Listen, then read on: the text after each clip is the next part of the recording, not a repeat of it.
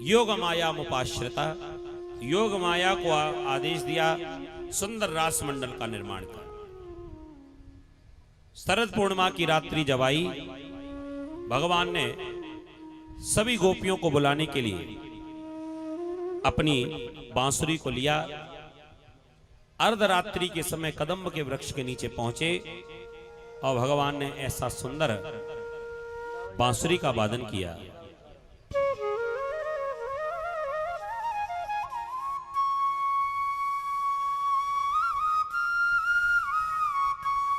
क्या हुआ?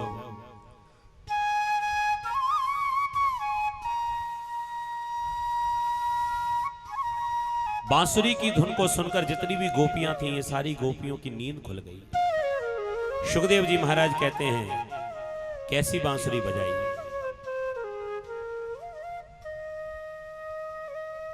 निसम्य गीतम तदनंग वरधनम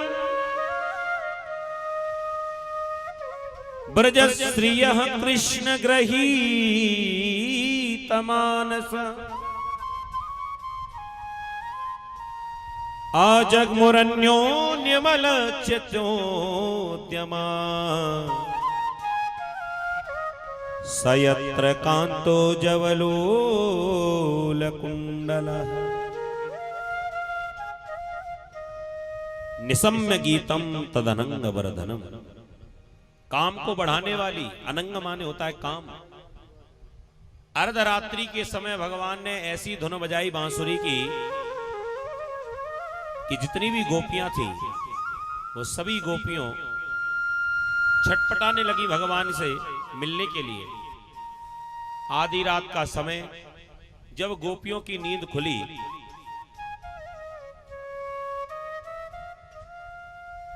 एक दूसरे से पूछ रही है, सखी ये बांसुरी की धुन तुझे भी सुनाई पड़ रही है कि केवल मेरे कान ही बज रहे हैं? कभी कभी ऐसा होता है कि कान भी बजने लगते हैं, ऐसा लगता है कि ऐसा हो रहा है लेकिन होता नहीं। मेरे कहीं कान तो नहीं बज रहे? दूसरी गोपी कहने लगी, तुझे क्या सुनाई पड़ रहा है? कह दिया, मुझे तो मंद मंद एक बांसुरी की धुन सुनाई पड़ रही है।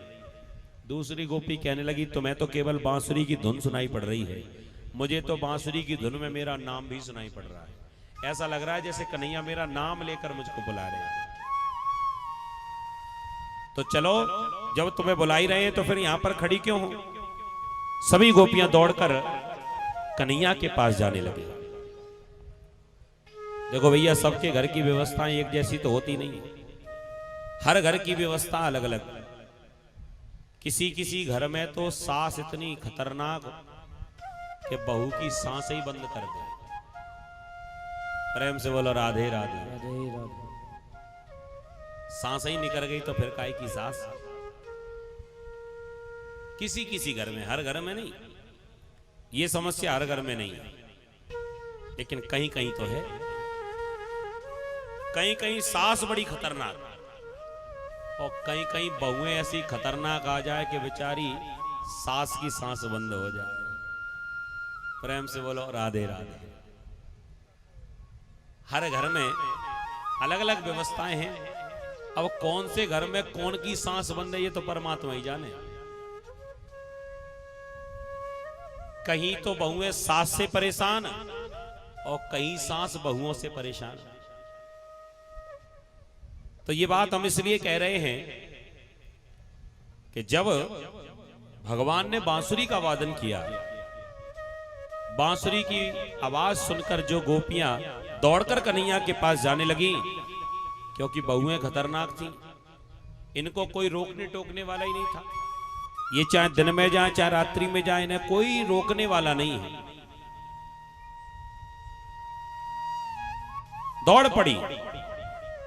लेकिन जिस घर में सास का अनुशासन था, कोई रात्रि की तो बहुत दूर की बात सोचे ही ना, दिन में कोई बहू घर से बाहर निकल के बताए।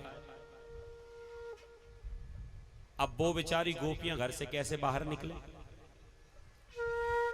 बांसुरी की आवाज तो सुनाई पड़ रही है, मन बड़ा छटपटा रहा है कन्हैया से मिलने के लिए, लेकिन अब घर से निकले तो निकले कैसे? तब गोपियों ने कहा, हे श्याम सुंदर, ये बांसुरी को बजाना बंद करो। लेकिन भगवान तो बराबर बांसुरी बजाते जा रहे हैं। तब गोपियों ने कहा, वो क्या कह रही हैं, गोपियों का भाव सुन लो। ये वो गोपियां कह रही हैं जो घर से बाहर निकल नहीं सकती। बोलिए कृष्ण कन्हैया लाल की जय। जो गोपियां घर में ही श्रवण कर रही है बांसुरी का, वो क्या कहती हैं, आग लगे उन बांसन में,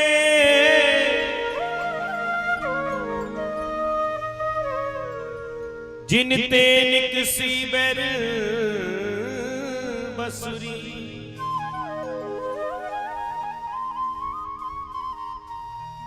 नित भोर बजे नित सांझ बजे, सारी रात बजे कस के बसुरी।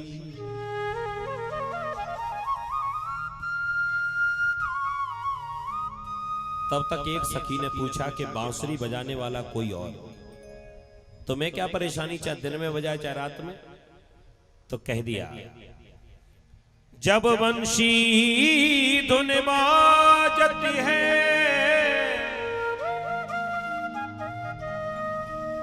मोरी दुखती है पसुरी पसुरी। हम ब्रज को बसिवो छोड़ चली,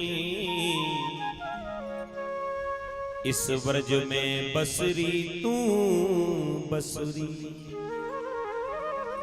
अब तो एक ही रहेगा, चाहे तो ये बांसुरी रहे और चाहे फिर हम रहे। हम दोनों एक साथ नहीं रह सकते।